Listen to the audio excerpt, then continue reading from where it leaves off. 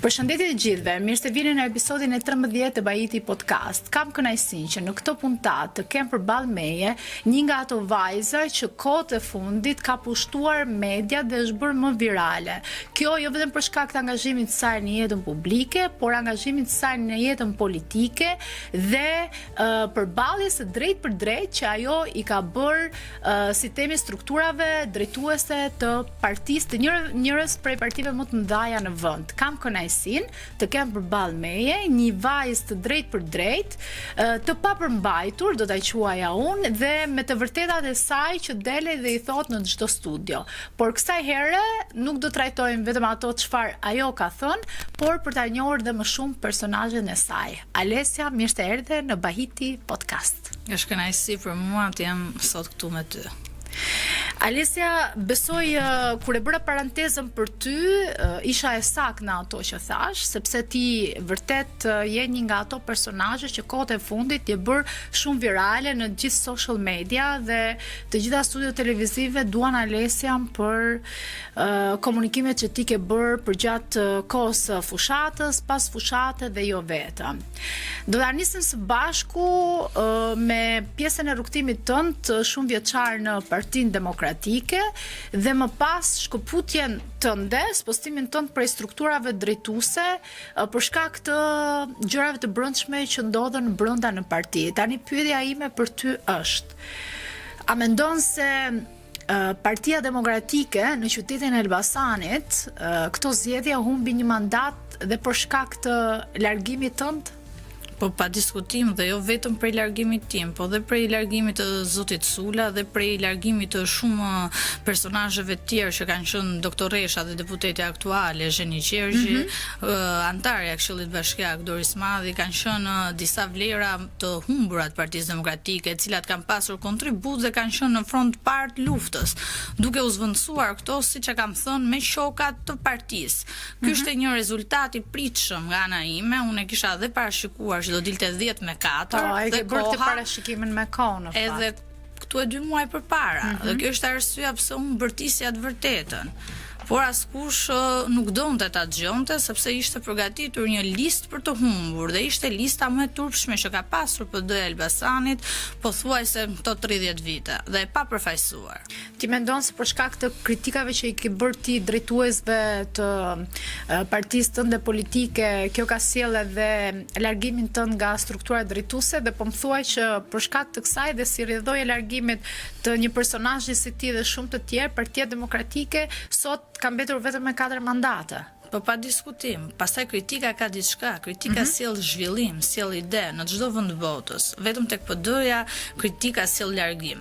Kritika dhe në debatët sjell zhvillim. Qofse nuk neve kemi vetëm argument, duhet kemi edhe kontraargument, që të zhvillojmë një debat që cilat ketë audiencë edhe për publikun. Kurse tek PD-ja kjo që nuk funksionon. Ktu duhet jesh i verbër ndaj liderit dhe të kthehesh në sklav dhe ti bindesh padronit. Po ti kur e kuptove këtë? Kur e kuptoi Alesia këtë? Sepse atëherë është mund t'japim publikut sa vite ke ti që angazhohesh politikisht? Unë vi nga familje e djast faktikisht në Elbasan, ku familja ime ka qenë edhe drejtuese e PD-s Elbasanit, Ilir Balliu ka qenë kryetari i Degës Elbasanit, ne jemi kontributorë që 92-shin PD-s Elbasanit. Unë jam rritur me Partinë Demokratike, me frymën për demokraci, por kuptova rrugës që kjo demokracia ka vetëm fjalën demokrate tek Partia Demokratike, po është komuniste në vetvete.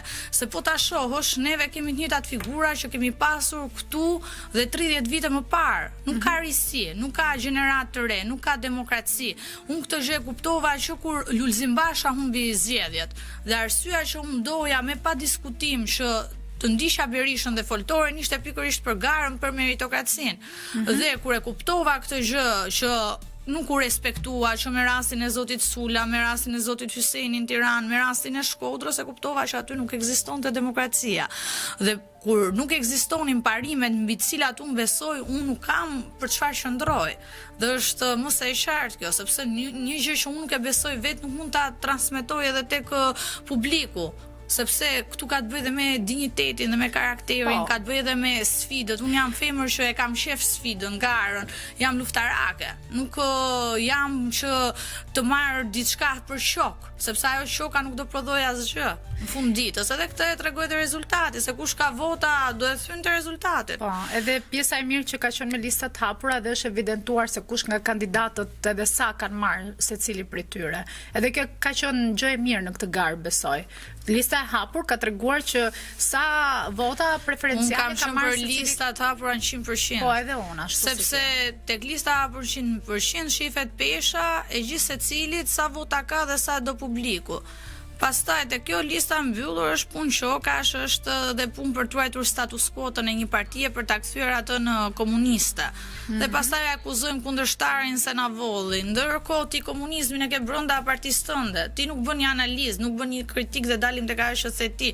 Ai ishte kritika problemi. Kritika është problem Partinë Demokratike. Kush nuk është me të parin, nuk ka më vend tek ajo parti. Dhe askush nuk guxon ti dali kundra leadershipit.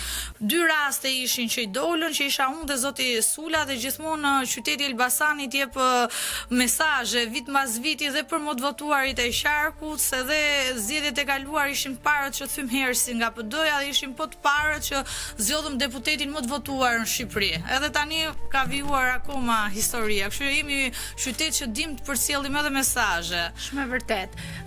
Gjatë gjithë kësaj beteje të ndën në thonjza, ti ke qenë edhe gjatë gjithë kohës e kritikuar, një lumë komentesh për ty në rrjetet sociale, sepse shiko çfarë ndodh.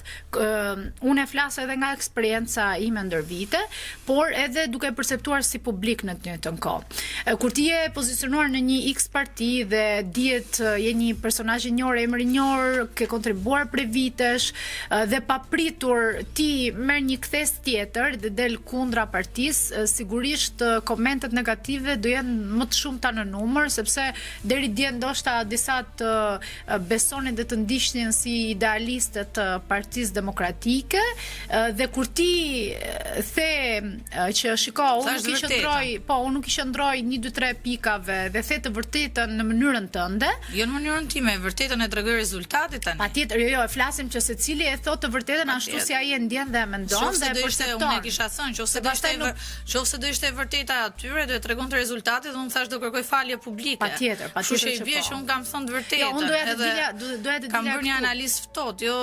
Absolutisht po jo në këtë drejtim, nuk ta se ka pyetje në këtë drejtim, sepse absolutisht ato që ti ke thënë edhe mosbesimi i njerëzve që ka ardhur pas komentave të tua është tjetër gjë, por dua të di si e ke konceptuar, si e ke përballuar gjithë këtë pjesën e një mori njerëzve që t'janë sulur të tërë në të njëjtën kohë për të treguar që ti u tregove pa bes, ti le Partinë Demokratike, ti deri dje ishe një nga ata personazhe që bëje kryqin, themi ne në gjuhën popullore. Domethënë si është ndjer Alesia? Dua ta di, domethënë si e ke menaxhuar gjithë këtë gjë ti? Tani askush nuk komentohet. Nëse nuk ke komente kundra, ti nuk ekziston. Marketimi është gjithmonë i mirë, qoftë i mirë apo i keq.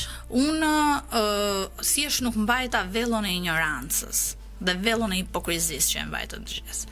Dhe këtë vellon e ignorancës dhe të hipokrizisë unë e kam mësuar kur qenë studente vitit parë të juridikut, dhe na thoshte gjithmonë profesori i filozofisë, që këtu është velloja e ignorancës, thoshte.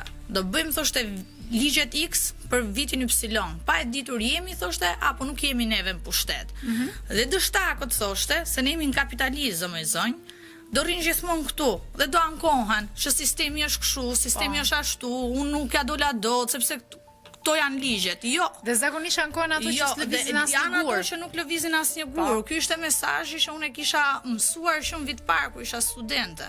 Edhe ka qenë një ndër leksionet që e mbaj mend më së miri. Edhe këtë gjë e ndjek edhe në jetën time, sepse është leksion për mua, që unë nuk mund të rri në një vend ku e shikoj që gjithçka është e zezë dhe të bëj sikur nuk po ndodh asgjë. Dhe gjatë gjithë kohës thoj, Alesia, ti këtë vellon e ignorancës, të vellon e hipokrizisë nuk të shkon si kostum, nuk i shkon profilit tënd. Ti je vajza që gjithmonë flet, ti je vajza që ke përballuar çdo studio, je vajza që ke ngritur zërin për këtë parti. Pse do ta çosh ti më vajzë të partinë humner duke heshtur? Dhe aty unë dola thash vërtetën, që do kishte të verbër të padronit dhe pronarit të mbretit të PD-s 30 vjeçar pa diskutim që do kishte, që do i kisha këto komente, ishin mirëpritura, po unë kam një gjë, jam me të vërtetën, dhe për sa kohë jam me të vërtetën nuk më ndikojnë absolutisht as pak. Do mdoste e kundërta, po t'isha në anën e kundërt të historisë. Dhe unë jam në anën e duhur të historisë. Që Shqipëria të eci përpara, që Shqipëria të ketë qenerat, që Shqipëria të ketë vizion. Jo që Shqipëria të ketë një mbyllje në errësirë, siç po tregohet dhe dua ta lidh këtë me djalin e kryeministrit Rama, që e pash dje Zahon në miting, që kur ka lindur Zaho, tani po vete 16 vjeç Zaho, këta janë pa aftë ofrojnë alternativë. Dhe thojmë prap na vodhi, nuk ju vodhi, ju nuk ju do populli, sepse nuk jeni më të besueshëm. Kaq, është thjesht.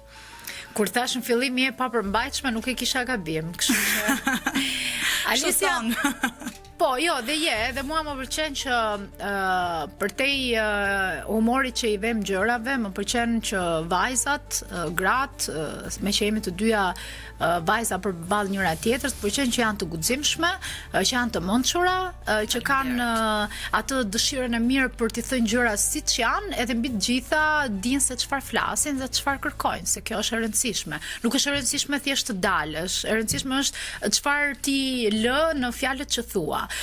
Tani do kalojmë në një pyetje tjetër. Ti besoj e ke parë këtë betejë virtuale Gaz Bardhi dhe Zeqineja.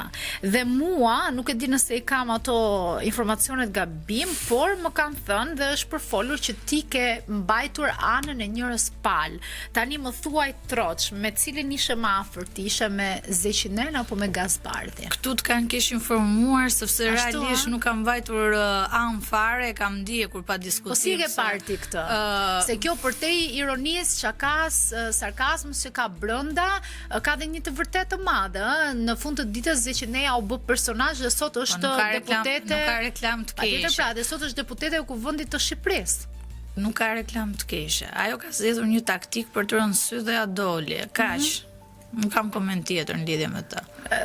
Ma thuaj pak si e ke parti këtë betejë, kush ka dalë më i fituar? Me të thënë të vërtetën, nuk e kam ndjekur shumë këtë betejën e tyre. Na ka dalë të gjithëve në rrjetet sociale. Kam qenë shumë e involvuar me qarkun e Elbasanit, me punën, me fushatën, në rrjetet sociale e kam parë. Vajza është një vajzë e re, mos gaboj, duhet jetë 26-27 vjeç ose mund të ketë moshën time të 28, kështu që është një vajzë e re, ka zgjedhur një mënyrë reklame të vetën, e cila është përshëndetur nga qytetarët e Fierit me votë. Unë s'kam çfarë them fare në këtë pjesë.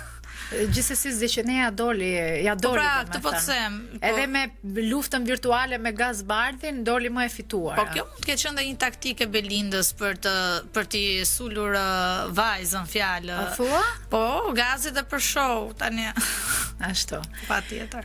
Alesia, duke ulur figurën e tij, gjithmonë flas politikisht, unë nuk kam kohë të merrem me ty se jam duke punuar edhe ndërkohë. Shiko çfarë ka ndodhur fushatat kanë evoluar shumë, edhe normalisht që rrjetet sociale kanë dhënë një akses shumë të madh në mënyrën se si gjenerohet fushata tek syri i publikut. Dhe nëpërmjet rrjeteve sociale ka arritur që ka njerëz që kanë fituar popularitet vetëm nëpërmjet këtyre gjërave. Është zgjedhje personale të përfaqësosh një fushat dinjitoze ose jo. Tani, nëse do më pyesësh, do e bëje ti këtë lloj fushate për të marrë vëmendje, famë dhe i mandat deputeti, përgjigja ime do ishte jo. Sepse për mua fushata duhet të ketë qytetari, kulturë, dinjitet dhe të ketë mbi të gjitha një vizion. Nëse unë do isha qytetare, fatmirësisht që nuk jam me qarku të Fierit, pa diskutim që nuk do ta votoja. Pastaj, çështja se si çdo njeri zgjedh të bëj fushatën e vet është e drejtë personale, jemi në demokraci. Kështu që s'kam çfarë them. Ata që e vlerësuan, e kam vlerësuar, i ka pëlqyer edhe kaq. Alesia, në gjuhën popullore shqiptare thuhet që politika është e përdal. Gjatë eksperiencës tënde edhe gjithë gjërave që ndodhen brenda Partisë Demokratike me ty, a i shëndron edhe ti kësaj shprehjes popullore? A vlen edhe për ty kjo që politika është e përdal? Tani, unë nuk do thoja që politika është e përdalë. Janë individ saktuar, një forcë politike, të cilët bëjnë pazare dhe pa diskutim që shesin idealin, shesin mundin, shesin punën e demokratëve, japin një fasad për publikun, 7,6 milion, ndërkohë kryetarët e grup seksioneve këtu në Elbasan nuk kishin 50.000 lekë të jepnin një kafe qytetarëve për dalin fushat. Tani, kjo është thjesht në gjuhën, siç e përdor edhe ti zhargonin, e përdal. E përdal është kjo lloj politike që po bën aktualisht Sali Berisha, që jep miliona euro për interesin personal dhe kryetarët e grup seksioneve nuk kanë lekë të japin as për kafe. Kjo është politike përdal. Kur ti vën interesin tënd personal mbi interesin partisë dytë më të madhe në vend dhe mbi interesin e Shqipërisë gjithë, sepse ti e ke lënë sot shtetin shqiptar pa opozitë. Është e vërtet zakonisht edhe kur takojmë me njerëz që vinë nga radhat e opozitës ose kur vjen koha e fushatës më shumë dhe kur sugjeron ose i thua ose i dëgjon nëpër studio televizive, gjëja që më shojnë më fort, thonë ne kemi qenë opozit, ne nuk kemi financa, padyshim nuk janë të njëjtat kushte siç mund të jetë qeveria edhe ata që kandidojnë. Por këto janë më mirë se qeveria. Këtë dua të di. Po 6 milion se gjithmonë dëgjoj nuk kemi, ne jemi në opozit. 6 milion më i zonjë, nuk e di. Tani nëse ty të duken, unë nuk i kam. Nëse ty të duken pak, këtë po them pra, sepse gjithmonë tani ose nuk ke ose ke dhe nuk t'intereson partia po halli personal. Se tani nuk dua të bëjmë përsëritse, po ta thash pak më parë. 6 milion të paguash dollar për hallin personal, nuk do të thotë që ti nuk ke lek. Ti ke shumë lek. Po zgjedh ti investosh. Ti ke shumë lek, të cilat nuk i dihet burimi në radh parë, dhe ti nuk ke dëshirën fare ti investosh ato në për qytete, në për fushat, të kandidatët, të populli, po ti thjesht ke një dam të keqe të emri jo dhe do ta heqësh. Unë këtë nuk e shuaj që ti nuk ke lek, ti ke shumë lek, thjesht ti nuk ke interes që të ish në pushtet. Për liderin e opozitës. Po, më pyete për opozitën, se pyetja jote ishte që demokratët na ankohen që ne nuk kemi lek dhe këta kanë lek. Po, ankohen nëpër studio televizive, jo se ankohen mua personalisht. Po, nëpër studio, unë ju drejtova pyetjes tuaj, që thash. Me që më pyete për demokratët kanë një leadership. Leadershipi është Sali Berisha, është bërë kontrata, është publike, 6 milion dollar, deri në 2027 plus lekët e La Civitas. Sa dhe La Civitaja doli më i fituar i kësaj fushate. Demokratët janë akoma këtu në Elbasan, pa punë rrugëve, La Civitaja 6 milion shen iku La Civitaja, hypi avionit, doli shumë i fituar. Mashtroi një dy njerëz tu, edhe mirë pafshim. Unë s'ty s'ka lek, për doja ka lek, po s'do t'i japi, kash. Alesia Balliu e papërmbajtshme, vazhdoj ta them sa herë jep përgjigjet e pyetjeve. Alesia, zgjedhjet e fundit në Shqipëri prodhuan si nga krau i PD-s, nga krau i PS-s, në listat e tyre shumë të rinj dhe të reja. Çfarë komenti ke ti për kandidatët që ishin për deputet dhe tashmë janë konfirmuar që janë deputet të qarkut të Elbasanit? Flas për të dyja kampet. Tani nuk e di kush deputet, se më vjen me qesh me pyetjen tënde, Anisa, jo me pyetjen as me ju, po me pyetjen kur thua të rinj, se tek lista e PD-s nuk hyri asnjë, se nga 5 hyrën 4 që ishin tek e mbyllura, 2 ishin. Po lista e PD-s ka të rinj, domethënë është një vajzë, është Klodiana Çapja, është vajzë e re, me sa di unë. Vajzë e re është, por është porosia e zotit Boçi. Tani nuk ishte zgjedhura popullit, se u pan dhe votat me 4 mandate, ka marrë votat e Qani Xhafës dhe janë futur këto të paaftit që s'kishin vota. Ajo ishte zgjedhje e partisë, e autokratit Elbasanit, PD-s Elbasanit, zotit Boçi, dhe kur autokrati vendosi të zgjedhurën e vet, e shiti si gjë të madhe, kur erdhi rezultati, 4 mandate. Votat e Qaniut kaluan lart që të mund të hynte vajza në fjalë. Vajza në fjalë nuk mbaj mend të ketë bërë këtu një denoncim për qytetin, të ketë bërë opozit, të ketë dalë njërë në media. Ka qenë Terezin e vete, zjoj nga gjumi autokrati Boçi, tha, zjoj nga gjumi se do të bëj deputete, sot 3 ditë e fundit, bëri telefonata, fitoj, mashtroi publikun, mbrapa ishte denoncimi im që e vërtetova në çdo studio me fakte që e pohonte Flamur Noka ndërhyrjen në këtë proces. dhe u bë deputete. Kaq është e thjeshtë, nuk pati ndonjë merit, nuk pati vota, nuk pati ndonjë kontribut, nuk pati ndonjë vizion, nuk pati ndonjë program, nuk e njifte askush, madje shumë veta më thojnë Alesia e bëre ti të famshme, tha siç bëri sa Gazbardi, sa Zeqinen, edhe muhabeti kësaj. Kështu që çfarë të them unë më tepër. Po për pjesën tjetër të pjesën tjetër do të bëhemi serioz se këto të PD-s Elbasanit përgjigjenja dha qytetaria Elbasanas, e cila nuk mashtrohet as nga autokrati Boçi, as nga shokat e Flamurnokës, as nga 6 milionshi i Lasivitas kontratës Sali Berishës. Edhe i dha 1 milion shuplaka i dha ky qytet, ja dha sikur më parë dhe e përshëndes qytetin e Elbasanit këtu live, se jam dhe në Elbasan për momentin, për zgjedhjen më të duhur që i thanë jo të paftëve të Partisë Demokratike. Po për listën e PS-s. PS-s? Ishte një listë e pritshme nga ana ime. Mendoja dhe kam thënë në studio, siç e pretendoja që Sara dhe Sajmiri do ishin dy më të votuarit, mos gaboj se ka dalë edhe rezultati final. Po Sara dhe Sajmiri kanë qenë dy më të votuarit, parët e qarkut. Më pas ka qenë Olsi Komici. Po Olsi ka qenë si pjesë prenjasit edhe librazh, disa të qark përfaqësonte, se PS-ja ka ditur dhe të zgjedhë përfaqësuesit për çdo qark ka pasur përfaqësuesit e vet për katës, jo si PD-ja që vuri 2 nga Tirana dhe 3 nga Elbasani dhe rrethinat i la pa përfaqësues. Sara pa diskutim ishte rasti, siç u bë e famshme Zonjusha këtu nga unë, Zeqinea nga Gazi, Sara u bë nga Sali Berisha, dhe kur të merr trendi i famës, në rastin e Sarës ka ndikuar për mirë fama që i dha Sali Berisha në Elbasan, se këto do i hanin edhe të gjallë. Ashtu thanë, po me sa mora vesh janë bërë vegetarian tani. Nuk e di tani, nuk e di këtë pjesën.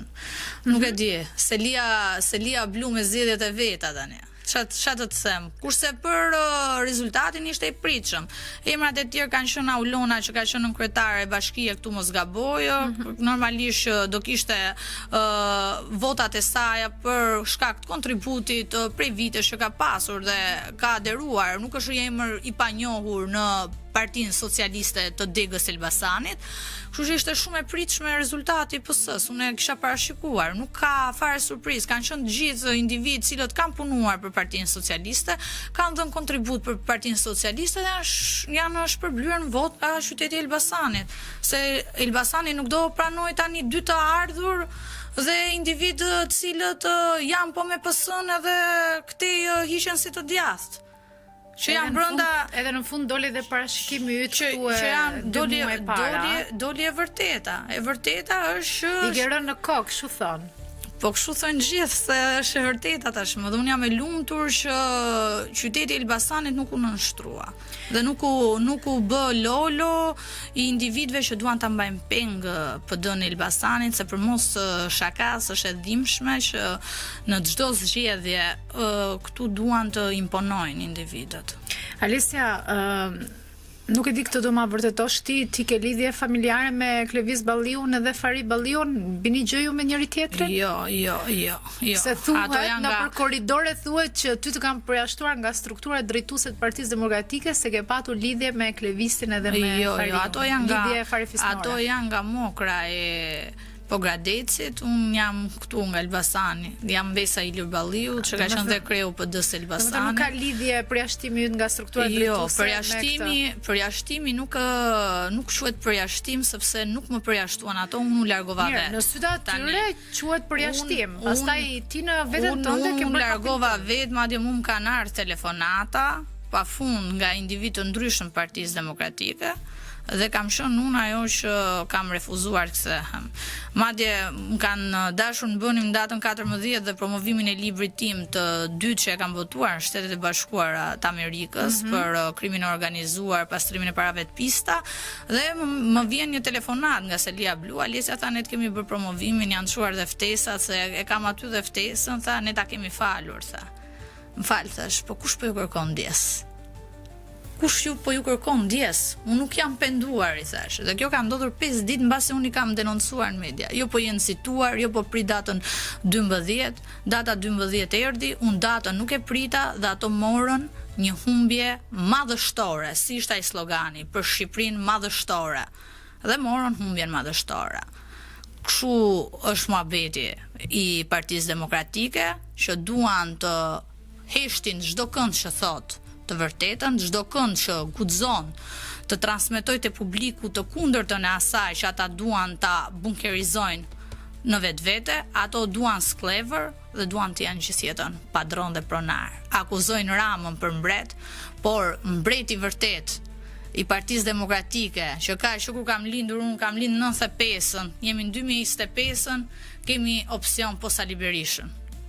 Kjo është e frikshme. Dhe me që jemi këtu, sepse i paraprive pyetjes time, çfarë mendon ti se i duhet Partisë Demokratike, sepse duke parë dhe rezultatin e zgjedhjeve, duke parë dhe situatën politike në Shqipëri, mendoj që mbase është në gjykimin tim gabim, po Partia Demokratike duhet të bëjë një vetë reflektim të thellë brenda vetes për gjetur gabimet dhe për të sjellë Shqipërisë një opozit të denjë. Mendon se e bën dot Partia Demokratike aktuale, apo Alesia mendon që Partisë Demokratike i duhet një reformim i thellë nga A-ja te Z-ja dhe shumë figura të reja që do t'ja rikthejnë me dinjitet opozitën Shqipërisë?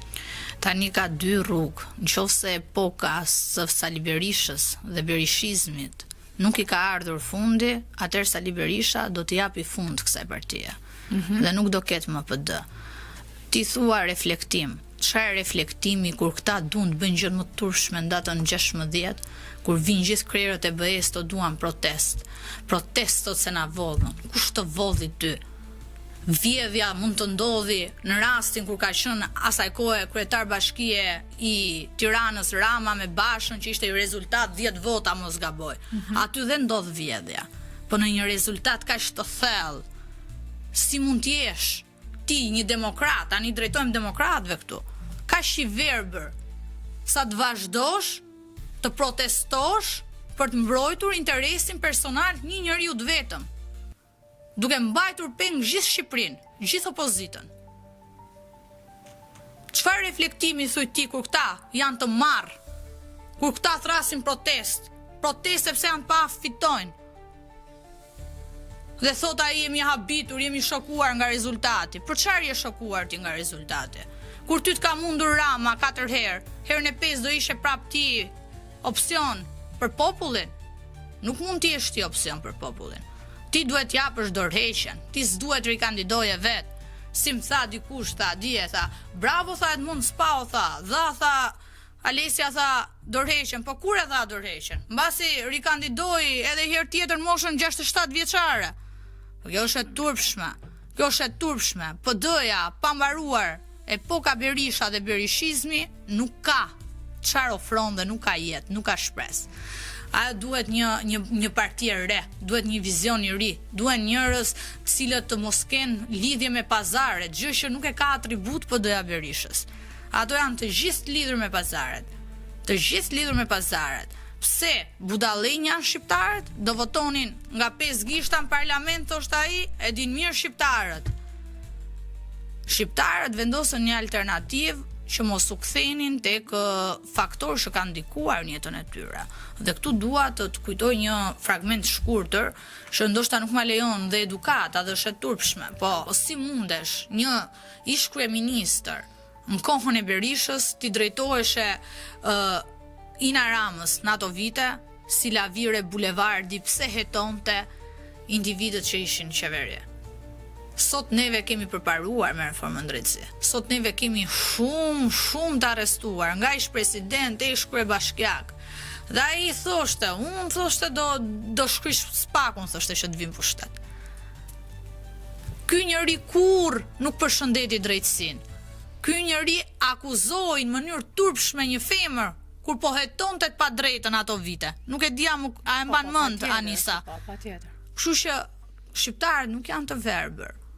Dhe pa diskutim i dhan përgjigjen e merituar. dhe më shumë se sa votuan Ramën, ato ishin një përgjigje më e thellë se 2013 për t'i thënë Sali ik, se ty nuk të do Shqipëria.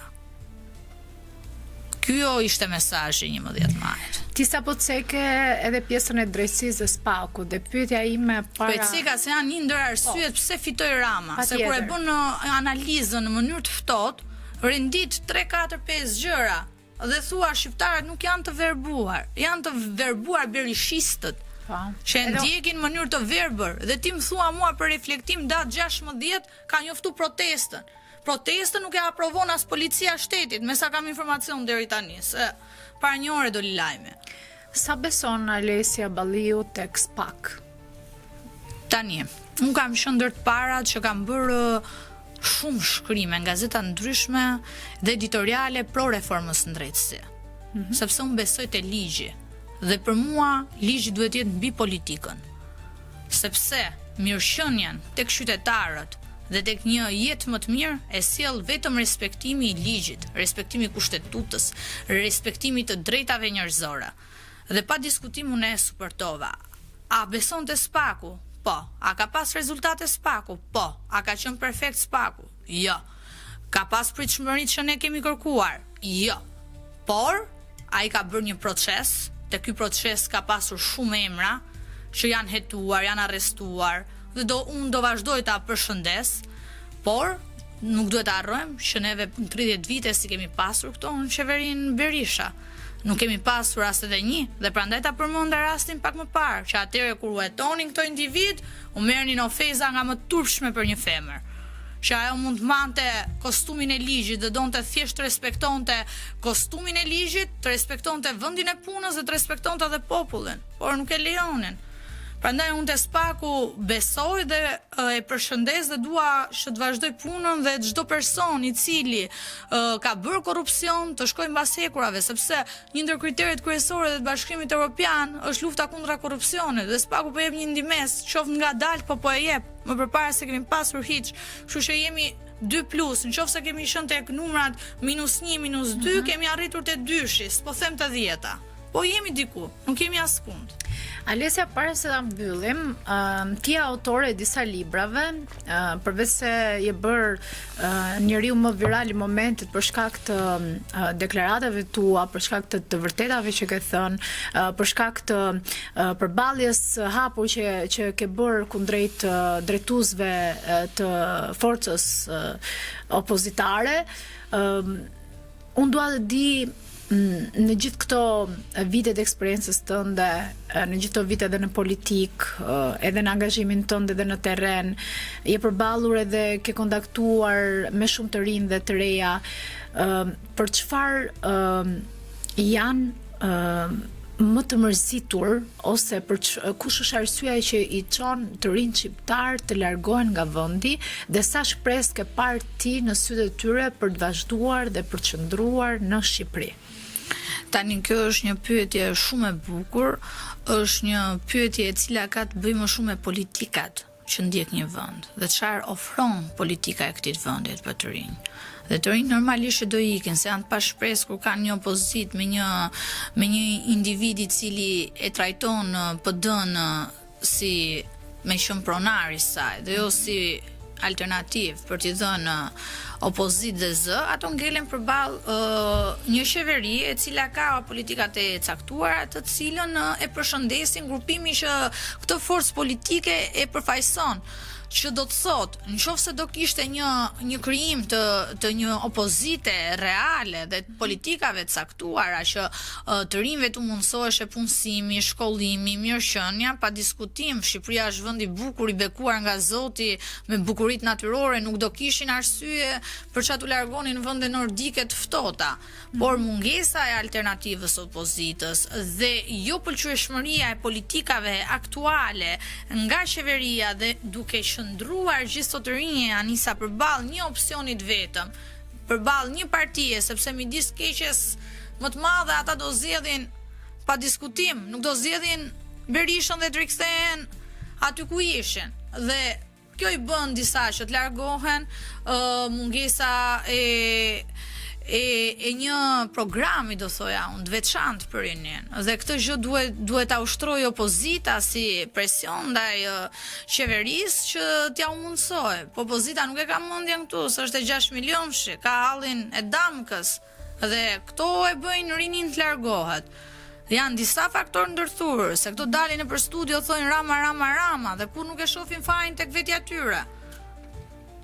Këto janë. Nuk ka arsye tjera. Duhet një politik e caktuar, e mirëmenduar dhe pjesë e një programi. Cilën këto prap nuk e patën, se patën program për pensionistët. Datë ja kopjuan këtij Arlin Qorit, se kur doli ky bëri protesta nuk kujtua PD-ja për pensionistët. Se deri atëherë nuk flisnin. Dhe më kujtove Arlin Qorin, doja të bëja një pyetje në lidhje me partitë e reja, të cilat kur dolën në skenën politike shqiptare, pati një lloj besueshmërie dhe një lloj ovacioni në publik, në kuptimin që diçka e re le ta përqafojmë, dhe njerëzit gjithmonë kanë nevojë për, në demokraci kanë nevojë për gjëra të reja dhe alternativa mbi të gjitha. U pa që partitë e reja kanë marrë secila nga një sukses Agronit, një mandat, i cili arriti të mundësonte 2 mandate, mos gaboj, në lidhje me partitë e reja që janë sot në Shqipëri. Unë i përshëndes, sepse duhet të ketë opozit fort, është e frikshme mos ketë opozit, është e frikshme të mos ketë zëra që të artikulojnë kundër. Ne jemi një shtet demokratik që e duam demokracinë, e duam të drejtën, e duam të vërtetën. Për shembull, të marr rastin e Partisë Mundësia, Agroni arriti 2 deputet, dhe Agronin edhe Eraldin unë i njoh nga afër se kemi qenë 10 vite bashkë në PD. Dhe ti duhet kuptosh një gjë, çdo njeri që largohet nga aty ka fajin, vetëm Sali Berisha nuk e ka fajin. Eraldi është historian, është njëri intelektual, është njëri qytetar, është njëri që ka shkruar libra, është një njeri i cili do ditë të përcjelli shqetësimin e qytetarit në parlament. Dhe për këtë duhet përshëndetur, për iniciativën, për guximin, po dhe për punën e palodhur, sepse ata nuk bën një fushat fyese, ato nuk bën një fushat do ju hajm apo s'do ju hajm. Ato bën në fakt kanë bërë një fushat model edhe shumë fushat model, arritën të siguronin 2 mandate, po duhet edhe të kuptojmë diçka që kjo partia është krijuar 2 vitet e fundit. Dhe në këto 2 vite ato bërën gjithë atë punë. Marrim rastin e Shqipëria bëhet se Adriatikun e njoh personalisht prap për shkak të gjykatave, se jam avokatësh, një avokat i shkëlqyer, prap nuk është pak që ai ka arritur mbi 70 e ca mijë vota në rang vendi, duke dalë forcë tretë, se ishte parti fryme. Ishte i parti që nuk ishte provuar ndonjëherë, e cila pa diskutim mori një mandat, por që të paktën këto do jenë 2, 3, 4 individ cilët do kenë mundësi që të jenë një zë kundra në parlament, të japin ato shqetësimet për qytetarët, të fokusohen tek një program të një mirëqenie, dhe të kemi këtë kritikën, kemi këtë debatin publik të një niveli të lartë, mos të kemi se është e turpshme Flamur Nokën, që del thot Vari Karlon, këtë, atë, se këto i tha ajo populli. Tyre ju tha ajo populli, prandaj unë i përshëndes edhe ju uroj suksese. Për mua të ishin shtuar më tepër mandatet e tyre në parlament, që mos kishte përfaqësues si Tritan Shehu me shok që nuk do japin asgjë atit parlamentit, thjesht do marrin atë rrogën dhe nuk kanë çfarë prodhojnë më. Ka mbaruar dhe ka kapitulluar koha e tyre politike. Alesia, ke ti një mesazh që do t'ja japësh qytetarëve apo të rinjve, kur them të rinjve kryesisht sepse ti je një vajzë e re, edhe besoj një pjesë të mirë të audiencës tënde i ke të rinj dhe të reja, të cilët janë inspiruar edhe prej guximit tënd për dalë dhe për të folur publikisht për shumë gjëra. Çfarë do Alesia Balliu nëpërmjet Bahiti Podcast ti thot të rinjve dhe të rejave të Shqipërisë, po edhe të Elbasanit? Që unë do vazhdoj luftën time politike për to, nuk do të tërhiqem nga politika në asnjë moment dhe nuk kam nevojë të jem në stekën e kostumit të Partisë Demokratike për të luftuar për kauzat e drejta, për të luftuar për të qenë zëri të rinisë, për të luftuar për të qenë zëri të vërtetës, sepse e vërteta është ajo që duhet të thënë në çdo moment dhe në çdo kohë, sado e dhimbshme që mund të jetë ajo duhet thënë dhe duhet cituar me zë të lartë. Nuk mund të ndjekim shembujin e leadershipeve të vjetra politike, të cilat nuk jam besnik as kujt dhe asgjëje, as vetes tyre, Anisa. Ishte shumë kënaqësi që të kisha në Bahiti Podcast, edhe realisht të ftova sepse mendoj që disa njerëz kur ftohen nëpër studio duhet të kenë dhe momentin e tyre për të ardhur, edhe mbi të gjitha përpos viralitetit të jenë nga ata personazhe që kur ti ke në një bisedë të dinë edhe të japin ato mesazhet e duhura. Edhe unë të inkurajoj, të përshëndes për të gjithë iniciativat e tua. Unë realisht dua që të ketë shumë vajza dhe djem në gjithë Shqipërinë që të jenë të guximshëm, të arrijnë të ndajnë gjërat edhe mbi të gjitha të vërtetën e tyre ta mbrojnë me çdo kusht dhe të kenë mundësi që të jenë ata inspirime edhe për pjesën tjetër që arrin të ndjekin nga ekrani dhe jo vetëm. Faleminderit, për mua ishte kënaqësi e madhe të isha këtu me ty dhe ka qenë një ndër intervistat më të bukura që kam bërë deri tani. Faleminderit shumë, faleminderit gjithëve ju që na ndoqët në Bajiti Podcast. Ishte kënaqësi që përballë meje kisha një vajzë si Alesia, e papërmbajtur, do ta mbyll siç e nisa, sepse realisht ishte e papërmbajtur, dhe uroj që me mesazhet e saj edhe me këtë guximin për mos u ndalur, të dalim me atë flamurin e bardhë, si themi ne, jo vetëm të paqes, por edhe të rezultateve që Alesia do të shohë qoftë në sistemin e drejtësisë dhe qoftë në rrugën e saj në politik. Deri atëherë, mirupafshim.